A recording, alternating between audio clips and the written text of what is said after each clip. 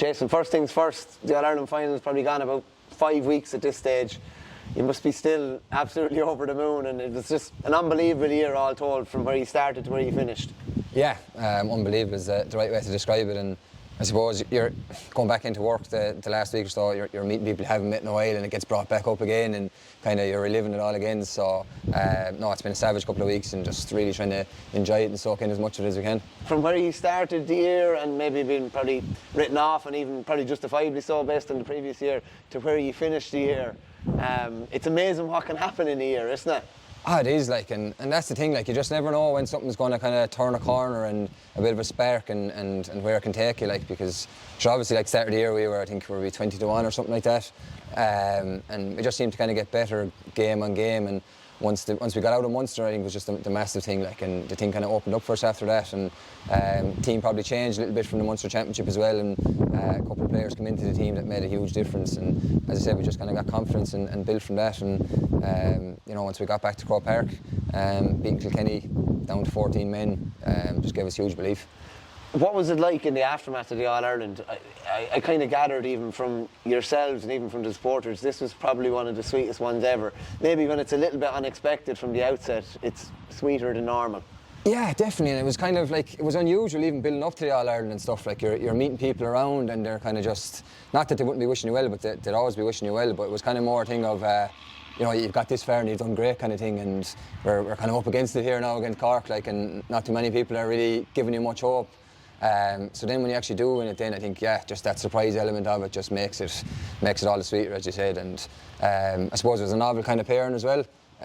All the All-Ireland finals, I suppose, that I've played in and lads have played in since the early 2000s really, has been against Kilkenny. So to have a Tip Cork All-Ireland final was something unique in itself. And then, as you say, from where we came from last year to get back to that level and to win it, then it is unbelievable, really. Every team enjoys a victory like that. You definitely really enjoyed it. There was an array of jerseys going around one day, and certain songs being piped out, and some audio coming in, maybe people that were writing you off at different stages during the year as well. Yeah. What's that week after like? I'd imagine it's just all together. I'd say it's something really special.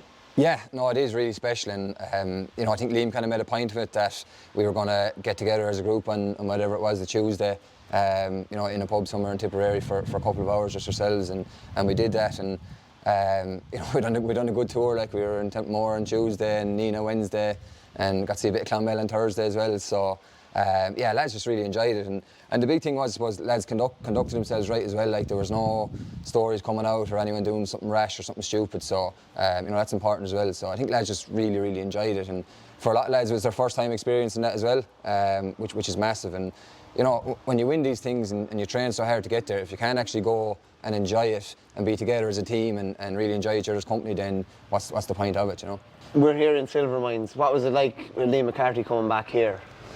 Yeah, huge. And I suppose, as I was saying, to having Mikey Corkin on the panel this year, kind of made it extra special for me anyway, because I suppose Mikey be 10 years my junior, like, and we would have seen him obviously coming up in the club, and you're always kind of holding out hope that you might get another one through. And when he did get called into the panel, it was a huge thing. And then I suppose for him to experience all that new as well, getting all Ireland medal into his back pocket and bringing back another one here to the club, I think everyone's just really, really proud, and the amount of support and messages and stuff we got throughout the year was class, so it means an awful lot to people here. That was your third winning final, shall we say, 16, 19, and then this year obviously you came on in 16, you finished the game but didn't start, you started in 19 but didn't finish, you started this time and you finished. Yeah. The full whammy. What's that like, even to get the whole way through and be that kind of trusted kind of member, that leader of the squad and leader of the team as well, and be trusted to start and trusted to finish? Yeah, it's a big thing, and I suppose that's the one thing with Liam Cahill, when he does put faith in you and put trust in you, he tends to stick by it. So it was nice, as I said, to start and to finish. It was really good, and you kind of, as I said, you get to kind of soak in those couple of minutes then just after the final whistle and stuff like that. So it's a bit different to the other two finals. But really, really enjoyable. You didn't play that much league, and even I know John McGrath didn't play that much either. Did that keep you on your toes a bit as well, knowing that there's lads really, really champing at your heels here? Yeah, 100%. Like Liam would be speaking to you kind of a good bit anyway, but like a couple of those games, didn't see any action at all. I don't think seen any action against Limerick, against Galway the first day, or down in Nolan Park. And I can remember being very disappointed after one in Nolan Park, because it's a place you kind of want to go and play, and the team had put in a really strong first half performance, and you're hoping to kind of get in for maybe 15 or 20 minutes near the end, and they didn't. And even when it started the Wexford game in the league, and it didn't go particularly well for me. I think it was gone after maybe 50 minutes or something like that. So you are kind of scratching your head, wondering, is this going to kind of come from me here, like, or am I going to be in the shake-up, or what way is it going to be? So I suppose a couple of challenge matches that we played probably kind of restored a bit of confidence in me. One in particular against Galway, I think it could have been actually after that Kilkenny game. As I said, obviously I'm really disappointed not to play, and we played them on a wet, miserable night below in Knockshee, of all places. Hardy place at that time of the year, and things kind of clicked for me that night. And I remember getting a message from Liam the following morning, just kind of saying, you're kind of coming to the pitch of it now. So once I got a couple more games and started the league final, I think things just started to my form started to come, and Liam stuck with me, thank God. There's a lesson there for all players, I'd say. You just have to kind of keep showing up, don't you? Keep trying to deliver, keep following the process, even if it's not working at that moment in time. If you keep going at it, hopefully it'll eventually come, or giving yourself a chance of it coming together. Yeah, definitely, 100%. And I think that word, you kind of heard it come up a good bit in the aftermath of the All-Ireland final with resilience. And sometimes you can go, what does that actually mean? But what you said there is essentially what it is. I think for a lot of that squad and panel, resilience was a huge thing. Like, I can think of various players, like Conor Stakelum kind of broke his leg early on in the year.